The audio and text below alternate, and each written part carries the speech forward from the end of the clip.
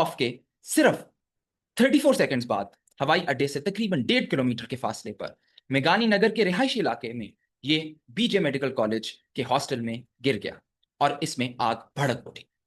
ये हॉस्टल के लंच का वक्त था और इसमें तकरीबन 35 तालिब इल्म कैंटीन में थे। अचानक त्यारा कैंटीन में गिर गया। किसी भी तालिब इल्म को कुछ समझ ना आई और वो खुद को बचाने के लिए पहले तो हालात को समझने की कोशिश की, फिर खुद को बचाने के लिए तालिब इल्म खिड़कियों से भी बाहर निकल के कूदना शुरू हो गए।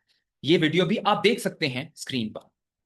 तालिब इल्म जब बाहर निकले और कुछ तालिब इल्म ने दूसरी मंजिलों से छलांगे मारी, कुछ ने तीसरी मंजिलों से। करीबी रहने वालों लोगों ने बताया कि जब त्यारा मेडिकल कॉलेज के हॉस्टल में गिरा तो उन्हें इंतहाई जोरदार आवाज सुनाई दी गई। जमीन लरज उठी जैसे जलजला आया और जब वो अपने घरों से बाहर आए तो उन्होंने देखा कि हर तरफ धुआं था और जमीन पर मलबे का ढेर था।